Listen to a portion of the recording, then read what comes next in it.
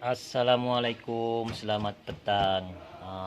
Alhamdulillah, ada lagi video yang saya boleh kongsikan untuk kita. Oke, sekarang saya buat project tukar timing bell Preve. Oke, sama juga lah Kempro kan. Nah, ini Preve yang biasa saja, bukan yang luar biasa. Oke, ada turbo bos. Oke, selalunya kita dengar masa tukar timing belt wajib tukar water pump, ataupun orang punya bahasa begini, tukar timing belt sekali jalan tukar water pump. Oke, betulkah masa tukar timing belt tuh mesti tukar water pump? Oke, kalau mau sekali jalan ada bagusnya. Maksudnya bila water pump tuh bocor, oke, macam sekarang saya tukar timing belt, saya tidak tukar tuh water pump. Nih water pump nih, jadi bila dia bocor nanti terpaksa buka lagi balik timing belt untuk keluarkan nih water pump. Water pump nih dia limpas di belakang timing belt, terpaksa buka balik. Oke, itu salah satu kelebihannya. Tapi keburukannya pula, kalau ngam-ngam time dompet tipis kan, ndak ngam lah. Oke, lagi satu, kita mesti mau paham kan, kenapa water pump tuh mesti mau diganti. Sebelum dia rosak tuh, sebelum dia bocor tuh, dia mesti mau ada simptom kan. Oke, untuk model Kempro nih saya ceritakan dulu. Oke, untuk model Kempro nih, kalau saya lah first tukar timing belt,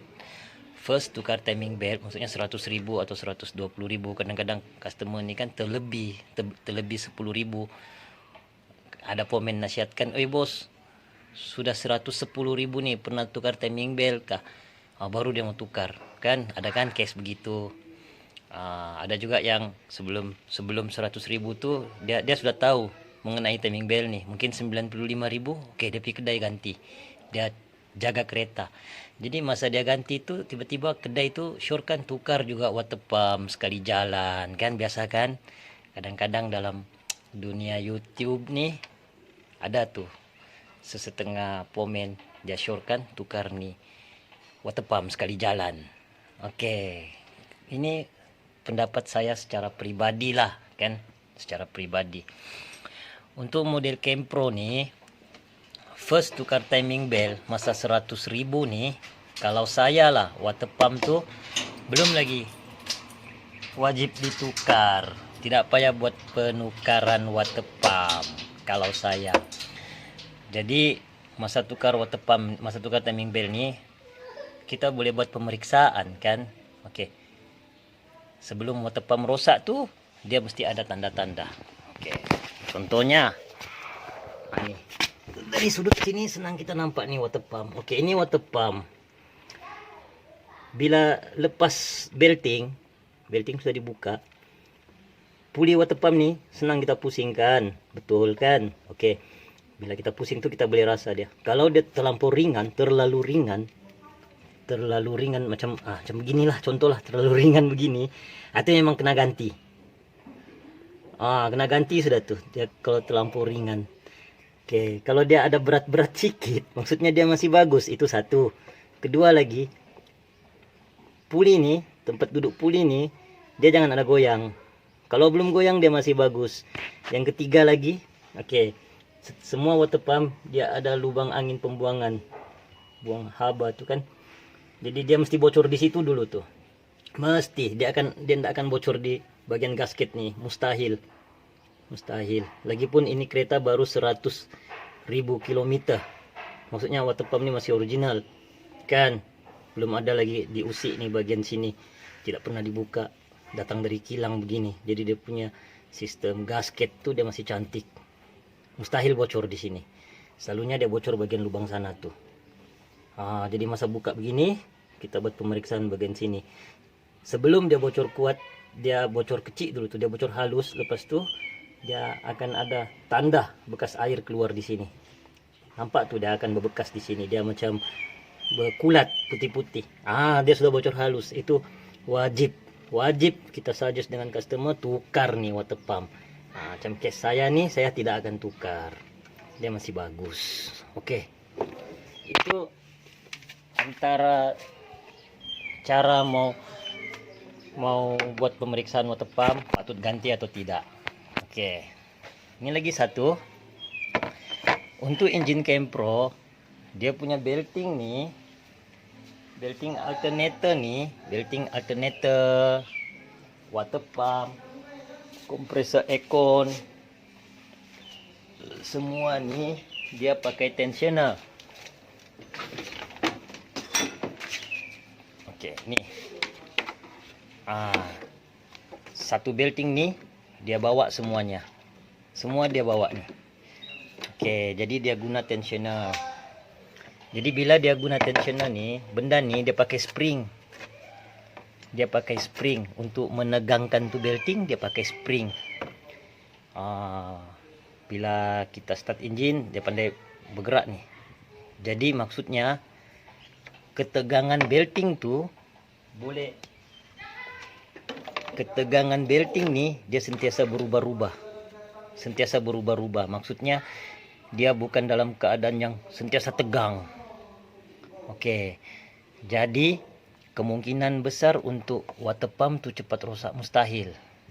Berbeza dengan engine model lama yang tidak guna ini tensioner. Macam contoh Wira. Kalau kita mau kasih ketat nih belting alternator, cara manual, kasih adjust, dia ada dia punya nut adjust tuh di alternator kan, dia tarik tuh belting, jadi belting ini tegang, jadi dia sentiasa tegang. Jadi kalau ketegangannya nih melebihi daripada yang sepatutnya, itu yang water pump tuh cepat rosak, bearing cepat rosak sebab dia terlampau ketat. Jadi kalau Kempro nih untuk dia water pump tuh cepat rosak memang mustahil lah, memang mustahil, sangat mustahil. Kalau bilang sebab masalah coolant, kalau saya belum lagi itu water pump boleh rosak. Yang duluan sistem air tersumbat kalau masalah coolant. Kalau saya lah. Oke. Jadi kesimpulan saya punya cerita tuh kan, kalau model lama yang manual adjust, takut pernah adjust terlebih ketat habis kadang-kadang kan belting bunyi, sudah haus kita pergi adjust kan, selalu kan buat begitu, belting haus adjust, padahal belting itu sepatutnya sudah diganti tapi kita kasih ketat, itu boleh cepat rosak water pump sebab dia terlampau ketat, berat dia mau pusing.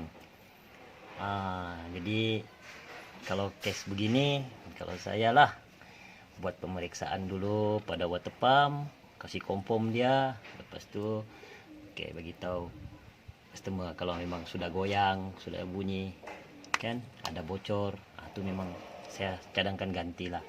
Jadi kalau begini saya belum lagi suruh ganti, belum lagi. Kalaupun dia tidak jaga sistem coolant, contoh dia tidak jaga sistem coolant, semua tuh masa kita buat pemeriksaan macam tadi itu semua tetap nampak. Contoh lah dia tidak jaga coolant, blade water pump tuh dia punya bilah daun kipas di dalam sudah hancur dimakan tagar. Water pump tuh ringan tuh kita pusing, tetap ringan kita pusing sebab dia punya blade sudah rosak dalam. Kalaupun tetap nampak lah, tetap boleh rasa lah kasar bunyi dalam tuh, ada kebocoran dimakan tagar sebab nak jaga coolant kan. Maksudnya tetap benda tuh bagi nampak kita yang dia sudah mau diganti gitu.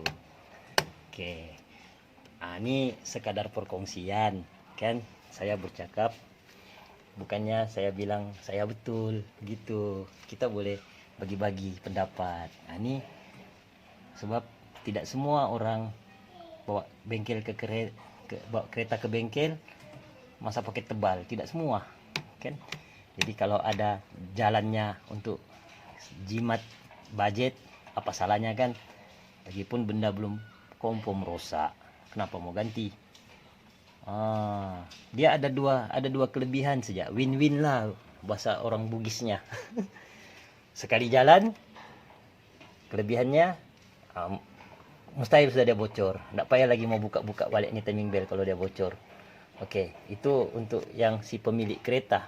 Untuk yang si kedai, kelebihannya, di situ dia boleh markup upah lah. Upah timing belt. Kadang-kadang tukar water pump, lain lagi upah. Kalau dia tidak kasih lain upah, dia untung lagi di spare part. Begitu. Kan, dia untung dua sudah spare part. Timing belt dengan water pump. Oke. Ini sekadar pendapat. Oke, assalamualaikum.